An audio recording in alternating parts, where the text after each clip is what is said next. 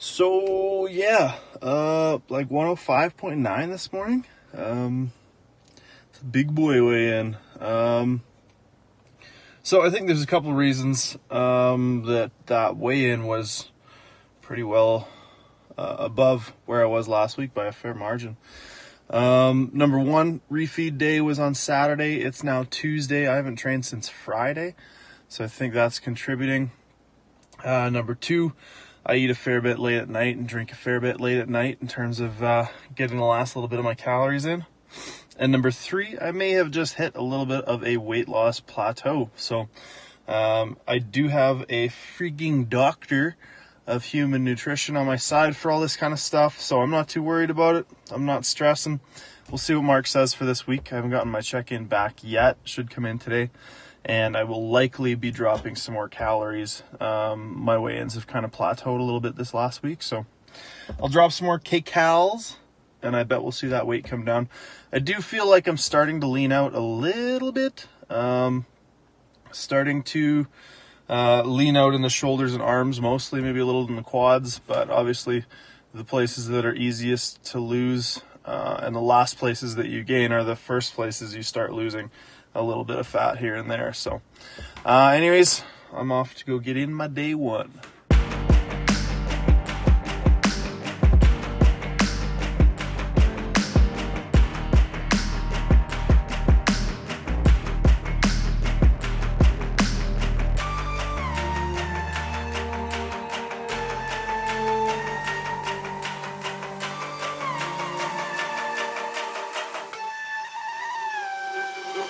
Put the place up, yeah, we know what we made of. Can't get enough of you, boo, I'm a chaser. Face up, now I feel a little major. Blink of an eye, ego, I'm a taker, shaker. Yeah, she was a ball shaker, she shake me out that door to no place. Damn, why you doing all that? Thought you was my wife, but you stabbed me in the back. Something like a rose when we came out there, we settled facts like Da Vinci.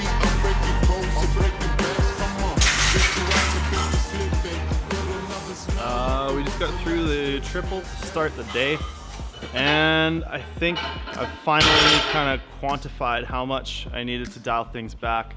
Had a big conversation with Alex Kovaleski yesterday, and we've decided to start around 60%, moving up 1.25 to 2.5% a week, and hope that that takes care of the pain. Basically, we need to keep me squatting and moving in a, I don't have an issue with the range of motion. I don't have an issue with the exercise itself. It seems to be load dependent. There's like a range in the middle, or usually about 220 to 260 where I feel the pain. A lot of times when I compete and the weight's heavier, I don't get the pain, but I don't think it's really productive to train, 90% plus only. And also warming up, I think, would throw me off. Anyways, that's kind of not important. But yeah, so today's weight, 177.5 kilos for a triple, and then for 5 singles. Because of the decrease in intensity, I think that we may end up changing the protocol for my comp squats here. But Mike wanted me to kind of feel out today with the lower intensity and just see how it all felt. So yeah, that's squats. Very, very light.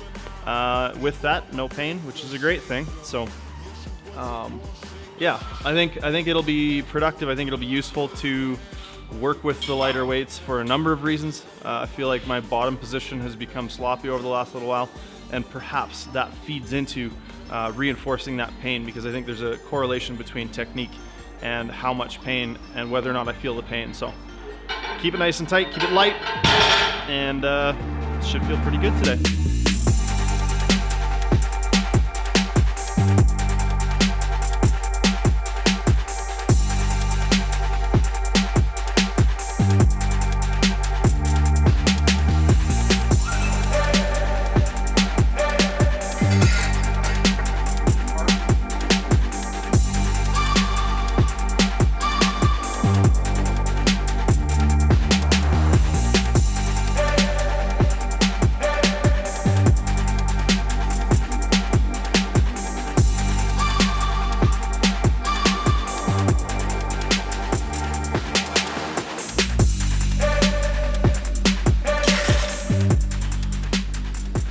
on my way up to my top triple here. Should be about 150. This will be the third week in a row I've taken 150, but 142 on my warm-ups here felt about like 140 did last week. So I'm hoping to bring this set down to a proper 8 RP. It's been about 8.5, 9 the last 2 weeks. So hoping to make some progress on the RPE there. And then a bunch of singles at about 147, 150, depending on how this goes. Squats went really well, as you would expect, with 177.5 kilos on the bar. Yeah, felt nice and smooth, no pain, etc. So that's good, on the right track there. Worth noting, somebody DM'd me. I went to see the Acacia Strain on the weekend, and somebody DM'd me about this band Frontierer.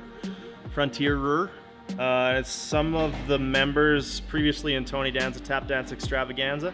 I'm listening to that right now, and it is friggin' awesome. So if you're really into, if you liked Tony Danza, go check out the band Frontierer.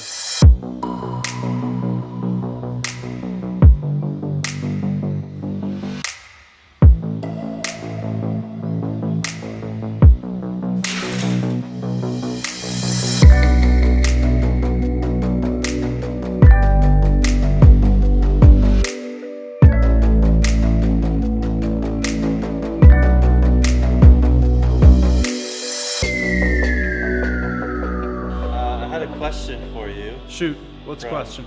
Britt Sanders. He wants you to go over how long you take off from the gym when you get a new tattoo. Oh, I was thinking we'd do that as a separate video in our next Tattoo Tuesday. I know. I get asked that a lot. I feel like it's a better tattoo question to answer now. Because in Tattoo Tuesday, the focus is on... Right, okay.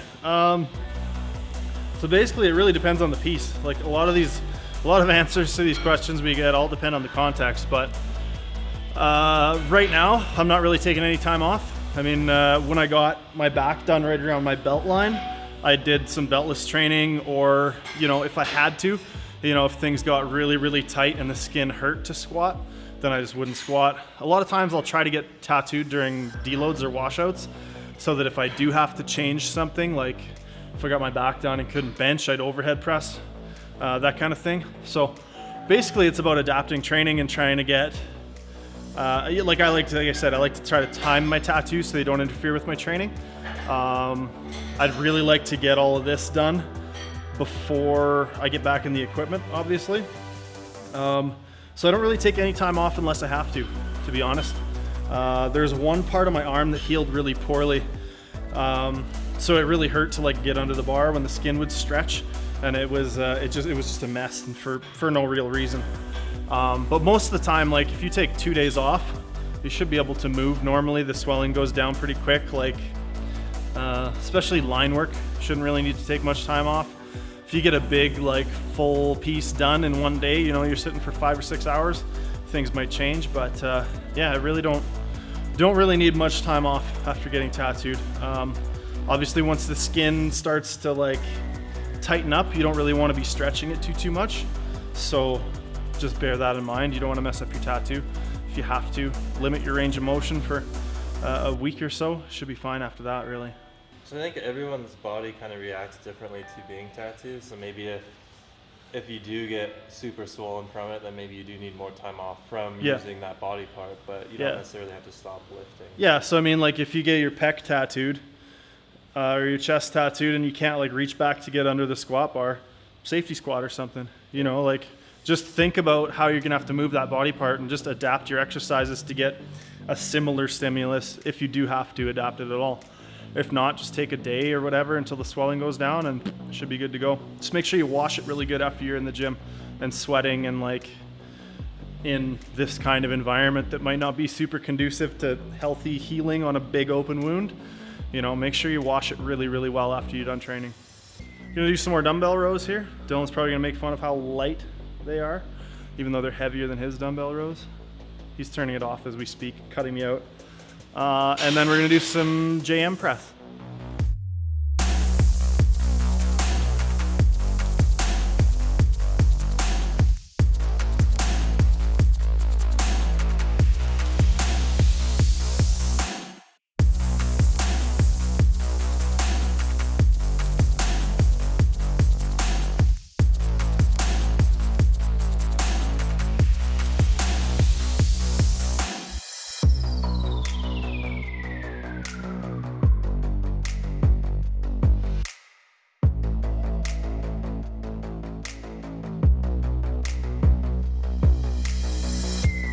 some people have been talking trash about your jam press on Facebook and Instagram. Talking trash about my jam press. What do you have to say to the haters? I've never done jam press before this block, like literally ever in my life. So I think I got a handle on it now. Bringing my hands in closer helped a lot. I think out wide it was just really awkward. And I've watched the video that JM made himself about the JM press.